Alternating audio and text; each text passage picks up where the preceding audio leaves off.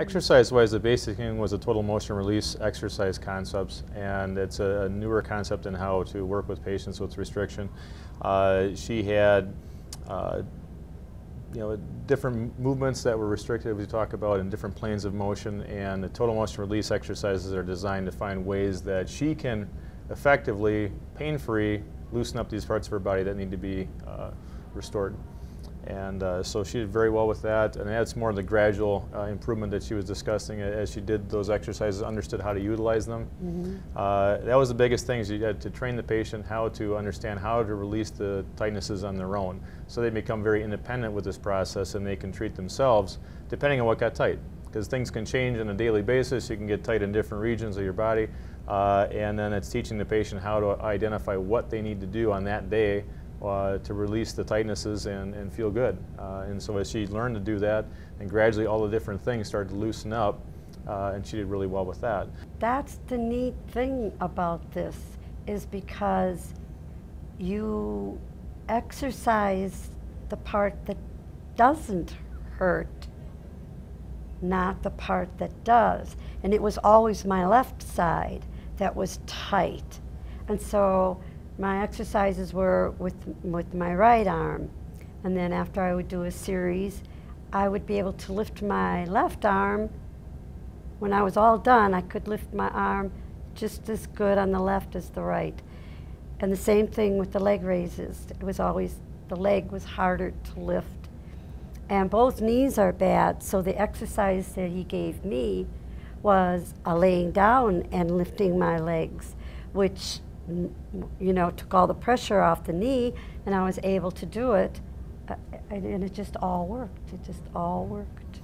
Yeah, the exercises are designed to be individual for each patient, so you need to modify the exercises to fit each person very specifically, so that it works well for them.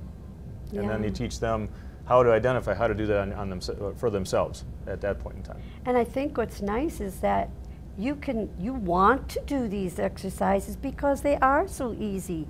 They are so easy because you're not hurting to do this. And yet, at the end of the day, the next day you're going to be fine.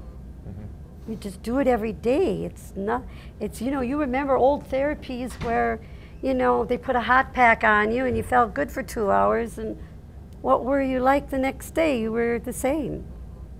So this is so easy. Well, just as in Sue's case, she had, the pain, like you talked about, the pain complaints in the neck area. And what I look for is the areas of the body that are not moving well, are not loading weight well, the things that aren't working as they should.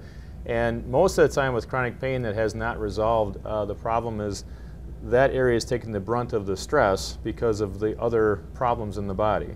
So the question becomes, well, why is the right knee the problem, not the left knee? Why is it the right lower back and not the left lower back? And generally, the reason is that the restrictions that they have in their body that they've developed over time or from accidents or whatever make that part of the body the area that takes the brunt of the stress, as I said. So now the idea there is to find out what can we change, mobilize, exercise, loosen up, essentially, to allow the forces to be more equally distributed. And once that happens, the body's, the part that's taken all the brunt doesn't take as much anymore. It starts to feel better, very simply.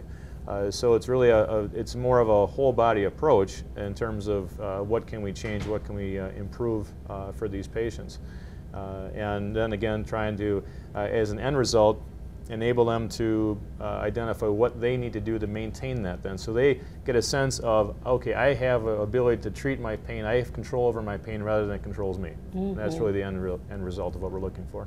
The exercise concepts are so different that for many patients initially, like Sue, it's like, well, how does this work again? I was confused. Yeah. So it's very common for the first couple sessions to go, how does this work? Because it's very unusual and very counterintuitive. But once you understand the concepts, which just takes a couple sessions, you can tell it's like, oh, okay, the light bulb goes on. And then you start to feel like, wow, this really does work well, for the vast majority of patients. It's just getting over the initial understanding of how this works.